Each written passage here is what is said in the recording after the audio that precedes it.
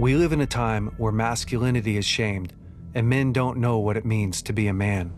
As a pastor and counselor, I've spent the better part of my life equipping and training others. My goal with this show is to translate my hard-earned experience into tools and tactics to help you become stronger as a man. This is the BraveCo podcast. I'm your host, Jason Valentin. Welcome back, everyone, to the BraveCo podcast. This week, we have the highly anticipated, the highly acclaimed, the highly talented Kolzek, everyone. And the highly deceiving Jason Valentin giving an false flattery and an inaccurate intro. Yeah, right, dude. You're the man. They all know you're the man, Cole. I miss you, Jay. Yeah, I miss you too. We haven't hung out enough lately. No, it's just the way it goes. I know it. It's too busy. We made too many kids between the two of us. Oof. I think the last time I saw you was at Caleb's football game. Oh, yeah, a while ago, huh? It's like a month ago. Dude, I killed a moose in between then and now. I did see the picture of the moose. Yeah, buddy. Yeah. I've talked about it on this podcast enough. People are like, stop talking about the moose, dude. I've killed nothing between then and now. Yeah. Well, today I've been having on my heart for a long time. I wanna like give guys just something they can grab onto for their sons. And so, man, you're such a good dad, Cole. You're one of the best dads I know. And it's because I have you in my phone and I call you whenever I don't know what I'm doing. So and there's truth to that, and you know it. We're going to talk a little bit about how to turn a young boy into a man. Just some aspects of that. And because you're right in the thick of it. Yeah. You've got like 92 young boys, and 93 actually. You've got these 3 young boys that are awesome. I can't remember the ages of them because they change every year. They change every year. It's how it works. But 14, 12, and 10. And then I have, obviously we have Chloe that's 8, the baby girl. And it's like the role of a father, one of the major roles of the father is to help train a son, right? And to help a family. But when we're talking about boys, we're talking about my role as a dad is to develop, discover, deploy. I'm thinking through, how do I give my son intentional training to get him prepared for the life that he was designed and built for? Yeah. That's a big job. It's huge. And you never have a break. There's not like a lunch break. No, you don't get a day off on it. There's no vacation from it. It's real. And what we don't have right now, that we are going to have, is an actual path for fathers and sons to go down a weekly journey to take your son through. We don't have that right this second. And we will. Mark my words, man. It's coming. It's marked. Tomorrow. No. Tomorrow. It's coming.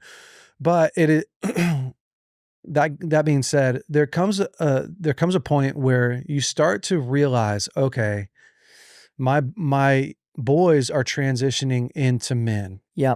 And I have to begin to do these things in their life to help them transition well.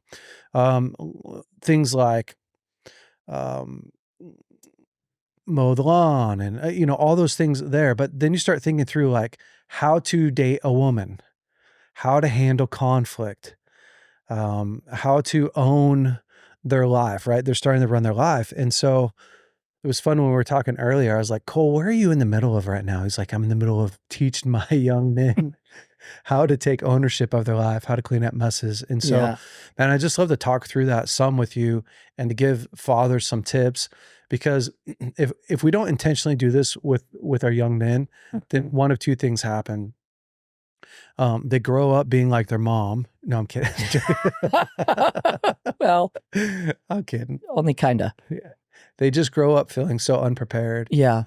For the challenges that they have. So they either don't do them, they don't do the conflict, they don't date a woman, but they don't have the confidence to do it, or they try to do it without any guidance. Yeah.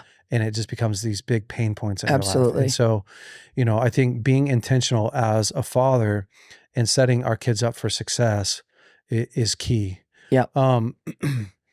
What have you done so far, Cole? Like, what did you do to prepare your sons that they were coming into manhood? Was that a conversation that you started having with them? I think I don't know that there was a moment. I would say that the general natural approach I have with the boys is prepping for who you're going to be. Yeah. Right. Like, and I think that's part of it. Like, that's a pretty common thought leadership wise. The people will tell you, hey, dress for who you're going to be. That's a superficial way of looking at it. But I'm always preparing for who I'm going to be or what I believe my calling is in the future. And so I try to keep my boys in that too. Like, I'll tell them regularly, like, you're going to be the spiritual leader of your home one day. This is why you step up in this moment, because of what's coming, because of who you are, because of who you're going to be. The boys will get mad because they're like, why are you different with Chloe than you are with us? Well, because you're never going to be this, you're never going to carry the spiritual mandate. She's never going to carry the spiritual mandate in a home the way you are. Yeah. You're going to be the one that has to carry weight in a unique way. And so I have to prepare you for that. And so, I would say, with all three of the boys, it's not like a moment. I would say the idea of becoming a man, that language is probably laced through most things that we do. Mm-hmm. Right? Yeah. An example, I coach a ton of the kids' sports. I didn't play sports in high school. I wrestled. I didn't do anything else. It's horrible at basketball. Yeah, horrible. You're not even coordinated. Barely. Right. And you're just basically living vicariously through all these boys. Yeah, exactly. I'm living out the childhood dreams I could never do. But I've ended up coaching because that's what my kids are interested in, right? And I do think sports are a really great way to teach. Yeah. This is probably an extreme statement, but maybe in some ways even more so than school, they teach about real life, right? You're on a team, self-sacrifice, right? Like, there's lots of things. Yeah. So last week, we had a game this week. I'm coaching my 7th graders flag football team. At halftime, I had discovered, right before we went into half, they had been all doing something. Halftime's about to end. We're out on the field. We're about to start. They're literally setting the ball. And somebody tells me the boys had stuffed stuff up in their flag to make the flag harder to pull. Right? So they're cheating. Essentially, they're cheating. So I call timeout, and the clock hasn't even started yet. I pull all the boys off the field. Of course, the ringleader of it is Connor, my son. Your son. And one of the coaches just goes, did we just waste a timeout? I go, yes, we did. They come off. I go, fellas, if you put something in your flags to make it harder to pull it out right now. And I just addressed it quick. We went into the game. And then we got to the end of the game, and I looked at the team and I go, guys, and it was an older kid that had given him this idea. I said, you are your entire life going to have older people, different people try to give you ideas that will compromise your character. You have to be stronger than the idea. Yeah. Right. And you just use that moment to teach. And then I have a private conversation with Connor about it. But I would say everything I do right now feels like it's threaded with who they are and who they're becoming and who they're going to be. I love it. And I think we started it early. Yeah. Well, I mean, I love it because if you don't start early, then man, there's so many really challenging days ahead for our kids that they have to know how to navigate and prepare for. For me, because you've already made a couple men. Yeah, I have. I've made a couple men. It's challenging because some young men are ready for it. They're like, my son Elijah is like, man, put me on my own. I'm ready to go. Put me in the game, coach. He would have moved out at 12 if you'd have let him. Yeah. And Evan, although Evan moved out earlier than all the other kids, his personality is a little bit different. And Evan moved out because there were little ones in the house by the time he graduated. He's like, I'm going to tell a story about why Evan moved out here in a minute. But yeah, being able to have in mind. So for me, growing up, one of the things I remember my dad doing a lot was my dad actually sat me down and he had this conversation with me. He said, hey, we're at the point where it's more my job to coach you than it is to solve these things for you. And that was really helpful for me. Yeah. It was like, my freshman year of high school. Yep. And he said, so, I'm still here for you. And there will be times when I tell you what to do, but I want you to learn how to think. I want you to Great, start Jay. learning and thinking about how to think. Yeah. And how to solve problems. And I remember that year I had a teacher who she really just didn't like me. And there's probably really good reasons, but yeah, I don't know. So I relate to her. Yeah. My sophomore year, this happened. I had copied my girlfriend's paper, and who turned out to be my wife later on. I'd copied her paper word for word. Yeah. And in that same class, word for word, you didn't much. think like change it up? I didn't even need to. It was a year. My girlfriend was a year ahead of me. Yeah. So she had an old paper. I had copied it word for word and turned it in. Well, my girlfriend got a B on it and I got a D on it. Honest to God. Wow. My English teacher. Yeah. She just did not like me. And, that's actually amazing. I know. I know. You know, what's so funny is I felt really free to like cheat in high school. Yeah. Although I didn't cheat in any other area of my life. Isn't that funny how that works? I felt like it was so unfair. So, which doesn't justify it, but that's how I felt about school. Like, yeah. So anyways, I did that. And I remember coming home and telling my dad, like, this teacher just hates me. She doesn't like me. She's giving me bad grades on purpose, blah, blah, blah. And I remember him talking to my mom. He told me this later. Like, he had talked to my mom and been like, I should probably go in and have a conversation with her. And then he came back to me and said, son, these are the battles that you have to fight, that you have to learn how to fight. You might have to learn how to win favor with her. Yeah. I remember thinking through like, well, how could I win favor with this woman? And so I started going to her class at study hall.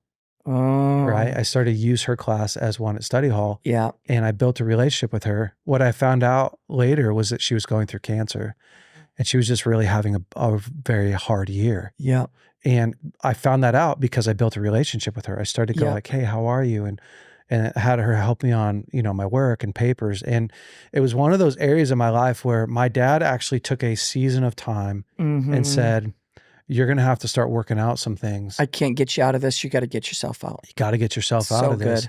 And I want you to start. It was in that same season that my dad came to me, which I think this is a really good conversation for all men to have with their sons around, the 14, 15, 16-year-old, is my dad actually said to me, I want you to make all of your mistakes at home because you have me. What he was telling me is invite me into the mistakes that you're making so that we can work through and problem solve them together. It was so incredibly helpful because the theme in our home was you're becoming a man and I'm here to coach you. Yep. You're not going to get it all perfect, but together we're going to prepare you for what's coming. It's great. Yeah, it was really incredibly helpful for me. Yep.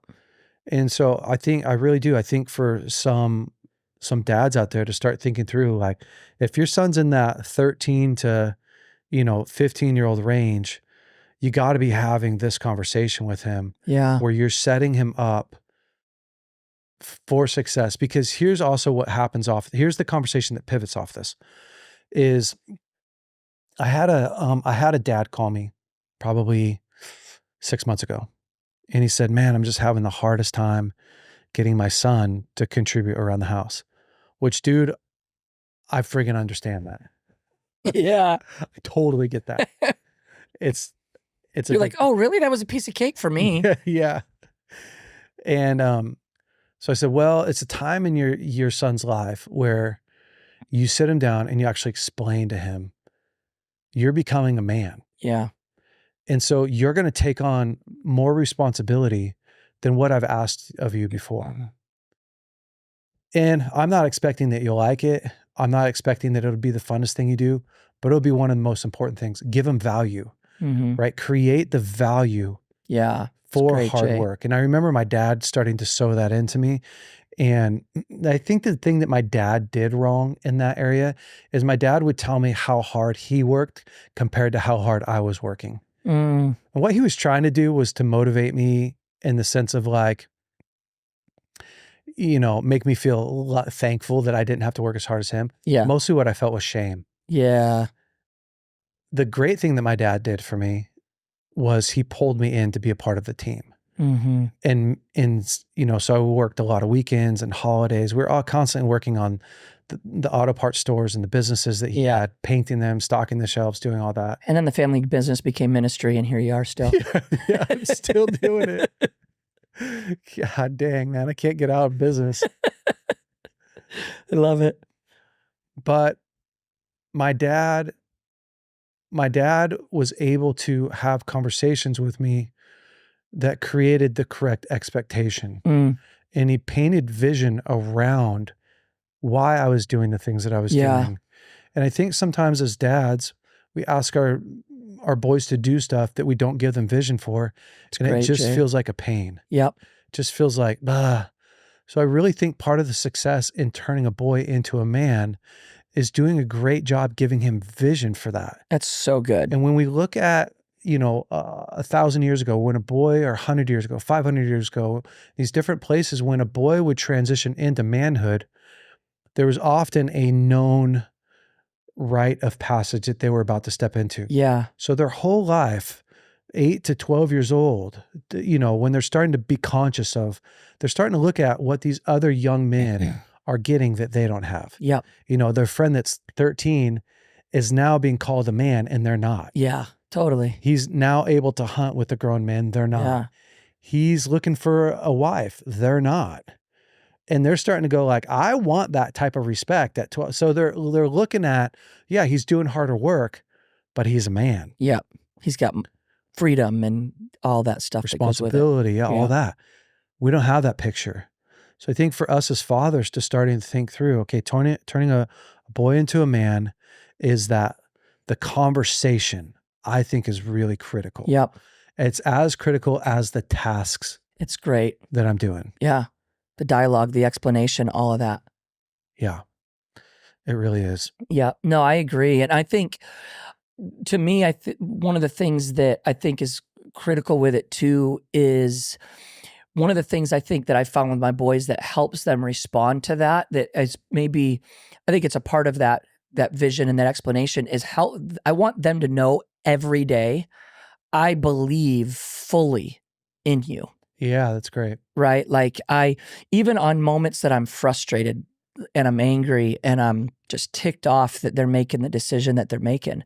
One of the things I've tried to do really clearly with the boys is you can actually, whatever you decide you want to do or that God's called you to do when you're older, you're going to be able to do that if you decide to give yourself to it.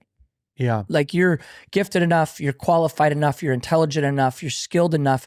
The question now becomes, are you willing to work to get that? But you're, without a doubt, you're capable. Yeah. And helping them realize, like one of the things that we try not to, like one of the things that we've never done in our house is, oh, you wouldn't understand. That's a statement we never make with our kids, because I actually don't want to deposit that type of thought process in my kid. Yeah, that's great. I don't want them growing up thinking I wouldn't understand. Yeah. I've actually had moments with the boys, even at 10, I think Connor was 10 and Caleb was 12. And I said, they asked a question. I go, actually, you would understand that because of how smart you are. I'm not sure I want you to know that yet though. Right. Actually, because you would understand it, I think I'd like to wait. Can we wait to answer that question? Right? I'm still. I don't want to awaken something in you you're not ready for. Exactly. So I'm creating a parameter, but I'm also instantly saying, hey, but you're so brilliant that your brilliance would actually be the problem here. Yeah, it's great. Right. And so let's wait on that and making sure they know, the boys, Caleb wants to play baseball in college. There's not a week that goes by that I don't tell him, you can do this if you want to. Yeah. Like you can, absolutely. I believe in it as much as he does for him. Right. And I think that's a big part of this. And I think that actually helps give the why to even parenting into the vision. When I look at how gifted my kids are and how called they are and how anointed they are, it helps frame why to teach. It helps frame why to disciple. Yeah. It helps frame, hey, there's a calling on your life that has to be realized. And it's all of these little moments that help you become the man that's going to be required to accomplish that. Yeah, it's great. And keeping that in front of them. So part of the discover, develop, deploy piece of a man's job is to help your sons and daughters and your family, really suss out like, what am I good at? What's the thing that burns in me, right? And then to pour fuel and fire on that. My dad did that when he told me about David's Mighty Men, and then he found out that I have a real passion to turn these broken men into these mighty men. Then he started to say like, hey, when you go to youth group, you need to find people who are broken, who are lost, who are hurting, and help them. Yep. And he called that out in me, like, you're really good at helping people. He actually helped me believe that I could do that. Yeah. That was massive for me. And then the other piece that my dad did that was really great in helping develop me into a grown man, is he told me secrets. My dad told me all that. I knew stuff that no one else knew that I knew. I have always, my whole entire life, I've known stuff about leadership, about the church, about what's going on in the church. I would be in the car and my dad would have someone in the front seat. And this guy, I can remember this guy's talking about his, how his marriage isn't doing good and his wife, is about to leave him. And I remember my dad just looking back at me and saying, hey, this stays right here. No problem. And because my dad trusted me with that stuff, he would tell me that kind of stuff all the time, right? He would be like, man, here's the leadership thing that we're working through at church. Here's the thing and I'm sure there's lots of things I didn't know. Yeah. But my dad started letting me in on these leadership decisions at 13, 14, 15, 16. I'd go to church and I'd see that guy and I'd be like, I know that guy's crazy. Or like, I really respect that guy. Yeah, sure. My dad told me about how this thing happened and he stood up. And so I really do. I feel like when your young men believe that you trust them, and you're giving them trustworthy things, you now have a reason to step up and to be trustworthy. Yeah. And it made me feel like a leader. And I started to think through, that's actually where I started to learn problem solving. Yeah. As my dad would bring me into these problems that they were having, and he was talking through it with me, and he would tell me the decisions that he was making, and never about my mom and his marriage in a negative way or something like that. Yeah. But all these leadership decisions it was like, that's actually one of the things when I look back that marked me the most. Well, and I think that's pretty there with all of us, right? Like, I remember my dad was a contractor, and getting to go to work with him. Yeah. I mean, you just couldn't wait. And I mean, it's not like there's anything to do. Right. Right. Like, he's drywalling this house. Yeah. I'm running around in the woods, helping a little bit, not really probably helping him at all, but he's making me feel like I'm helping him. Yep. And that feeling of, oh, my dad's including me in what he does. Yep. That is probably, I would say that's one of the larger identity givers in a young man's childhood. 100%. Is when their dad starts pulling them into what they do and how they do it and what they get to be a part of. Well, if you look back, when we changed from the agricultural age to the industrial age, in the agricultural age, kids were needed. Yeah. They weren't just wanted. But you had lots of kids, right? You had 5, 10, 7, 8, and they 9 built kids. your house for you. Well, they maintained everything. Yeah. So those kids were, collecting the chickens, pulling weeds, tending the garden, raising pigs, milking the cows, making butter, making bread. And so a young child saw themselves as valuable, as a part of the team. The bread that you're eating on the table, somebody went and collected the grain. The butter that you're eating, another child made it. The milk that you're drinking, this child milked it. And you learn that the value of being a part of a community. When we transitioned into the industrial age, right, all of a sudden kids became a burden because mom and dad, right. What happened at first is men went to war. So you have mom at home who has to go to work and has kids. Now the kids are a burden. So instead of having because there isn't 5, 6, 7 kids, you're going to have 1, maybe 2 kids. I think 1.4 children is like the average in the United States now, something like that. It's way less, where if you go back 100 years ago, it was way more. Yeah. Okay. So we transitioned, and then now we're in the information age, right? And kids are no longer a benefit in the sense of, sorry, I should say it like this. They're not a necessity for survival in our everyday life. Yep. So it's actually easier for a couple to not have kids. Right. because I have to find somebody to watch my kids. There's no garden to garden. Mm-hmm. There's no milk, no cows to milk. There's no chickens to collect eggs from. There's no place to contribute. So if you really think about it psychologically, our kids are growing up in the world where they're not needed. Yeah. The original design was that kids would grow up in a world where they're needed. That's really good, Jay. I don't just love you, I need you. Yeah. If you don't show up, that's why we don't have milk tonight. Could you imagine in a home back then, that's what the dads were doing. Yeah. They, at some point it was, I'm not covering you. You're going to have to sit in front of the family and they're all going to know that the milk's not here because you didn't milk the cow today. Yeah, totally. Well, it's interesting that you say that. So I just got back, I work part-time for the airline, SkyWest. I just had 8 days of training because we just got Alaska to Reading a couple years ago. Anyway, blah, blah, blah, blah. So I had 8 days of training up in Seattle. What you do is you basically train all day with a class of 25, and then in the evenings, we all kind of hang out, right? And there's this girl that is so unique. Her name's Mary that I met. She lives in Sitka, Alaska. Oh, yeah. Was raised Amish. And is telling us stories. She's no longer Amish, but telling us stories of her childhood. At 14 years old, Amish are no longer in school. She at 7 was roofing her house. And what's so intriguing is this girl in Sitka owns 2 businesses that she's started. She's mid-20s, not married yet. Yeah. She owns 2 businesses that are super successful. She is the primary importer of produce for the town of Sitka. Wow. She services over 300 homes every Friday that she gets their produce to them, and she's the primary one that filters it into the city. She's got contracts with Oregon and these different things, and she gets it on Thursdays, and she's telling me her whole process. And I'm just sitting there looking at this girl like, who are you? And then we get to door, and where she's like, oh yeah, growing up is like, we built our house. I go, what do you mean, like built your house? She goes, we built our house. Yeah. Like, who's we? Me. Like, how old were you the first time you were on a roof? And she's like, probably 4 or 5. I don't even know. Yeah. I'm on a roof. She's on a roof as early as you're wherever the family is, because that's what the family's doing. And now she's an adult and she's solving problems in her community because solving problems became an innate part of her childhood. Yeah. And the way she was raised. I mean, if you think about it, it's one of the best predictors of success in children is children who do chores with their family. Oh yeah. Yep.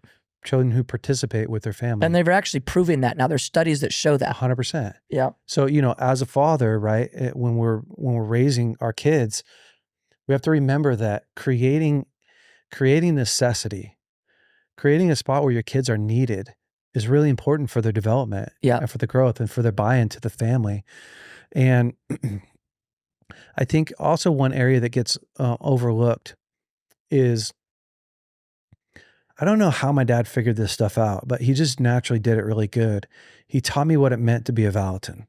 Mm-hmm. And he would tell me these stories about his grandfather and his grandfather, because his dad had died when he was 3. So his grandfather raised him. Okay. And his grandfather wasn't a Christian. Yeah, I knew that. But his grandfather would say, he had this phrase, he'd say, a man is only worth what he can work. That was my grandfather. Wow. Now my dad would tell me that, but he would say, that's not the full piece, right? The full piece is obviously we're created in God's image.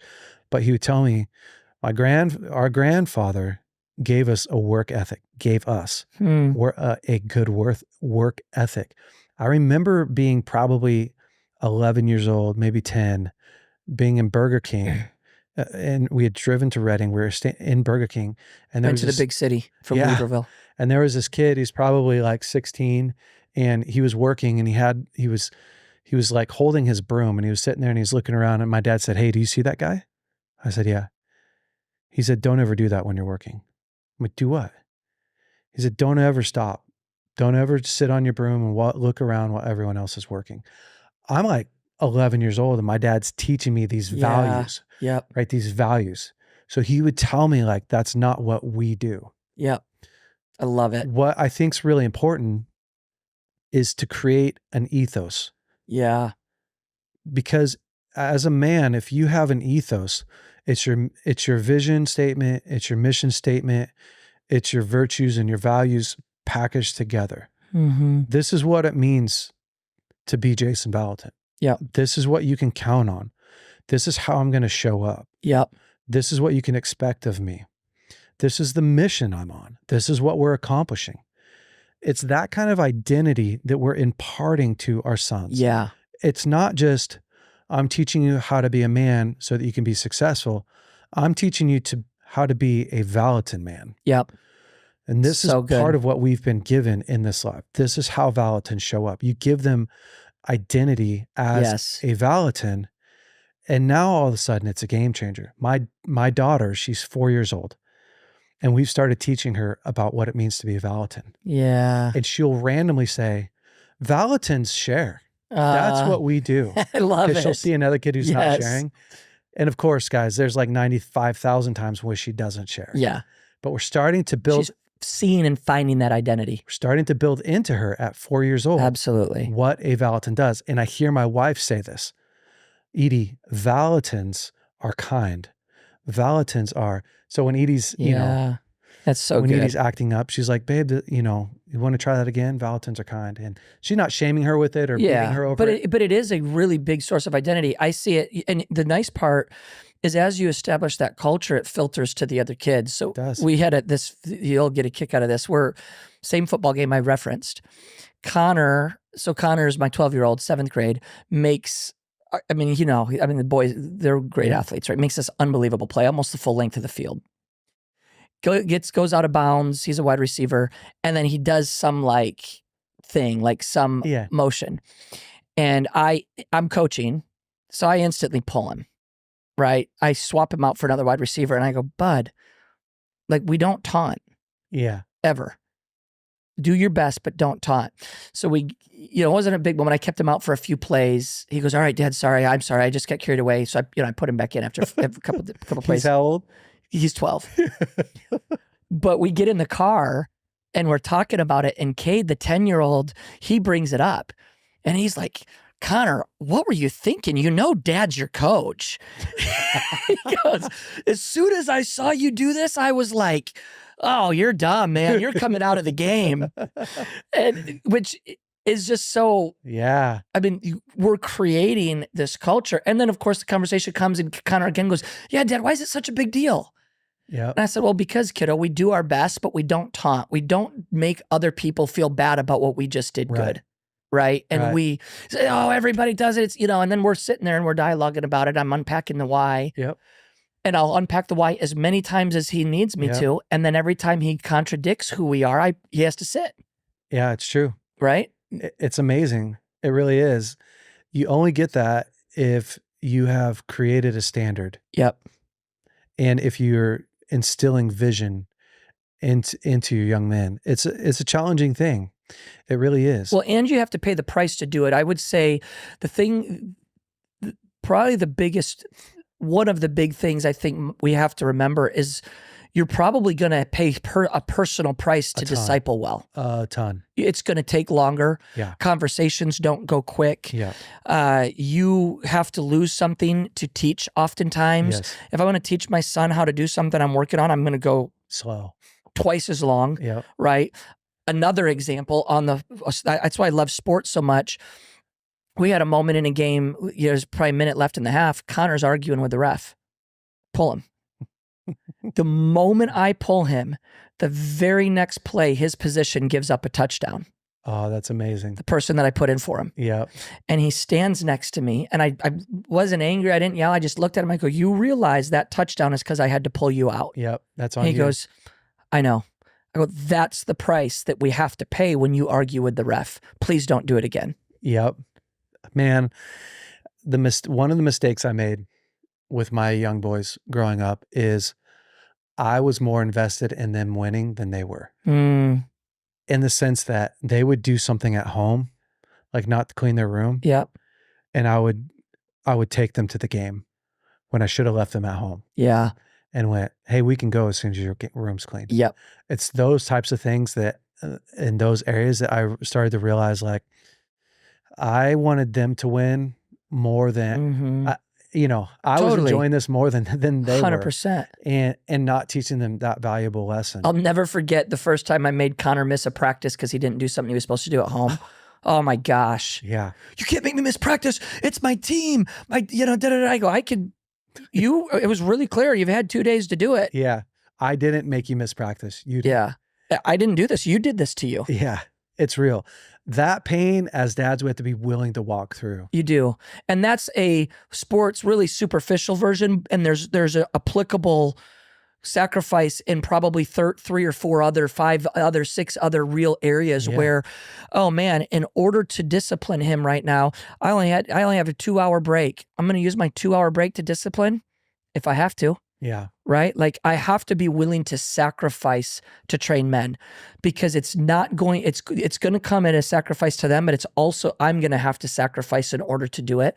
And I think a lot of times I see parents trying to appease, or they're fighting for peace so much that they don't take the time to disciple. Yeah. And that's where we go wrong as a culture, when we're not, just accept, I have a hard decade ahead of me. Yeah, that's true. Right? Like, honestly, it sounds daunting, but once I wrap my head around that, it actually becomes freeing. Yeah. I have a decade commitment while they're in my home to disciple as good as I possibly can.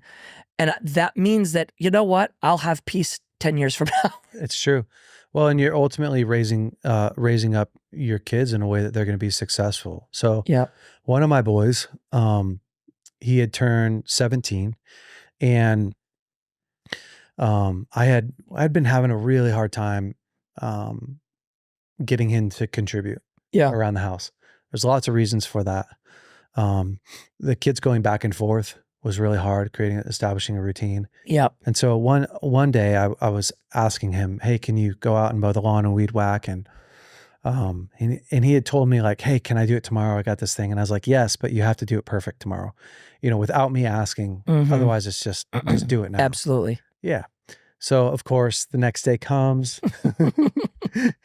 like, hey, you said you're going to mow the lawn, Oh yeah. No, I'm going to do that right now. So he mows the lawn, and I go out there, and it's not actually mowed very well. There's pieces that are missing. And so I confront him on it. Hey, lawn's not mowed right, bud. Yeah. I expect you to mow the lawn well when you mow it. And I'm not like being crazy. I'm not like being irrational. Absolutely. So then he mows the lawn. He's like, okay, I'm going to go play. I'm like, hey, actually you didn't weed whack. Like every time we mow, we weed whack. It's just, it'd be like you get a haircut and they don't do the trim around. Like, right. If you pay for a haircut, you expect them to trim around the ears too. That's right. So he gets out there and he's frustrated, and he weed whacks it and comes back, and I look at it and it's not great. So I decide like, this isn't working. So I call him back in, and I just tell him like, hey dude, I love you so much. You know that, right? Yeah. He's frustrated. Yeah. Okay. I'm feeling really frustrated. Yep. So I'm talking about me. I feel really frustrated because not only was this not done, wasn't done right. Yep. But what's actually making me feel frustrated is that you're frustrated at me for you not doing it right. For you not doing it right. Come on, bro. That's what's actually frustrating for me. And he was like, I know, and I just at that point I just said, hey, there's only one person in this home that can do the lawn however he wants. And that's me. There's only one person in this home that if I don't want to mow the lawn, I don't, because the thing is, here's the thing, is if you don't do your responsibilities as a man, I actually feel irresponsible as a dad. It's great. I feel like I'm not doing you a service. If I just let you mow however you want to mow, or not mow at all, like, how is that helping you? Yep. And then it's not helping me. Yeah, man. And so the problem that we have, is you don't want me to tell you what to do. This is actually the conversation I had. You don't want me to tell you what to do. And I get that. I don't want anybody telling me what to do either. Yep. You're 17 years old. But it doesn't get done if I don't tell you. Yeah. And I pay for everything here, which is not shame on you. It's a blessing for me to do that. But what it literally means is that you're not contributing. Correct. This is the place in which you contribute right here. So how do I feel good as a father? Not requiring you to contribute, not requiring you to do it correctly, but then when I do, you're frustrated and angry at me. Yeah, it's good, Jay. It's just not working. Yep. So I told him, I actually don't want to keep getting put in this spot where you're angry at me. You're 17. Yeah. If you don't want to mow the lawn and weed whack, like if you're not happy to do that in exchange for free food and free rent, like I think you should find another place. Like I think that you should, he's in his senior year of high school. Yep. I said, I love you. Like I'm not angry at you. I actually think if you don't want me telling you what to do and you don't want the input and you're not going to do it on your own and you're not going to do it correctly, you should figure that out. Yep. He comes out of his room an hour later, right? Is this Elijah or I can't tell you. Okay. I'll tell you after. Okay. He's like 5 weeks from graduating high school. I already know who it is. He comes out and he says, I'm going to move out. And I was like, okay, yeah, no, that's great. And he said, Dad, it's not because I'm mad. Because honestly, I'm not moving out to like get back at you or because I don't want to do that. I actually feel like I'm at a place where I need these challenges. I need to like feel what it's like to be on my own. And I'm going to move in with my cousin. And I was like, dude, give me a hug. He gave me a hug and I was loving on him. Well, 3 hours go by. I forget. I totally forget. But I'm genuinely happy. I'm like, problem solved. His cousin comes over and he walks in and Lauren's there. Yep. And his cousin says, or Lauren says, hey, what are you doing here, Isaac? And he goes, oh, I'm here to help him pack. And she goes, what do you mean you're going to help him pack? And Isaac goes, well, he's moving in with me. And Lauren's like, wait, what? And I was like, oh, I forgot to tell you, babe. She was like, no, he is not. Listen, Isaac looks at his cousin, looks at my son and goes, wait, you didn't tell your mom that you're moving out? Bro, you have to tell your mom. Oh my gosh. So Lauren kind of freaked out and she called my dad and was like, hey, this is what happened. And what do you think? And my dad was like, nah, I think he should probably move out. He's not moving out because he's angry. He's moving out because he wants more of a challenge.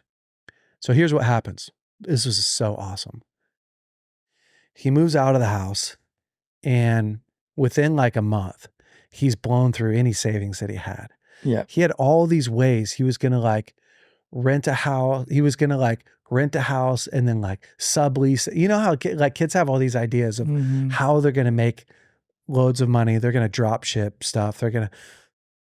He had the toughest year, but because I never shamed him, because I believed in him, because I didn't kick him out. Yeah.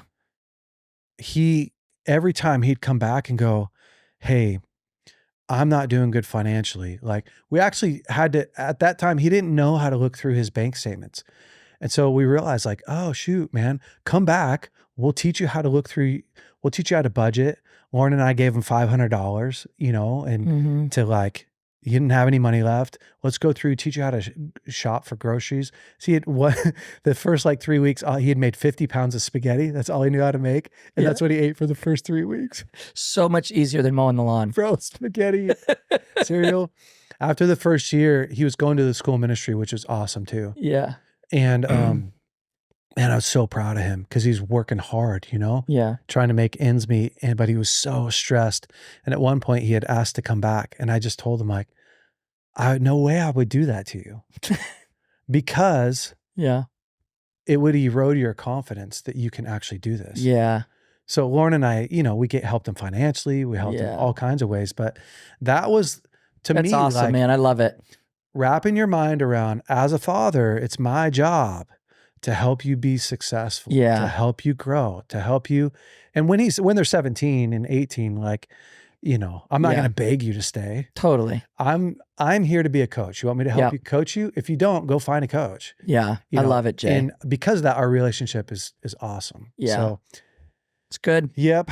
Anyways, man, these are the core conversations that we get to have with our kids. And there's nothing more important in our life, then setting our kids up for success. Yeah. And starting to have a real plan for them. And so I just want to challenge you guys. I think there's dads in like two categories. One is your kids are at the age where you need to have a conversation with them, or they're beyond the stage and you should have had a conversation with them. Yeah. Either way, it's awesome because you get to go, hey, this is a conversation I should have had a while ago. Yeah. It's my job to help train you up, to raise you up, so things are going to change a little bit. And I would even encourage you, men, that maybe your kids are out of the house or you don't have kids, be involved with fathering and mentoring at your church. Yeah, it's true. Because there's a lot of kids that are represented that don't have the dad, right? That don't have the man, that role model that's teaching them how. I thankfully had a very involved and a great dad, but I also had an amazing youth pastor, an amazing youth leader. Yep. Like, I'm a product of a number of different men that have poured into me. It's true. Right. And so I just encourage men too, like, don't just think of your blood children, but what are the spiritual children the 100%. Lord has put around you that God has asked you to also be this man too, and lean in. Like, I'll never forget Tony Jones. Yeah. Mentored me in high school. Some of the most valuable life lessons were taught to me from him. Yeah. And he was a guy at our church, and so thanks, Tony. Be that guy. Thanks, Tony. Be like Thanks, Tony. Be like Tony. Be like Tony. Listen, man, I don't know if you guys know this, but our courses are free. Our BraveCo Foundations of Masculinity. I did know that, actually. Our 12-week course is free. Our Sexuality and Relationships course is free. It's a great way to jump in if you're like, oh man, I don't know that I have these tools to create an ethos. I don't know if I have the tools to, like, our ethos is in our first 12 weeks. It's in our Foundations of Masculinity. You can literally jump into that for free. You can lead other men in it. You can just go to braveco.org and grab all that content for free. So how much? What's the cost again? It's free. Free $99. Free $99. You can upgrade to our premium version for $15. And then you get to spend the night at Jason's on a Friday night once a month. And listen to Cole preach on Sunday at his new church. It's not new anymore.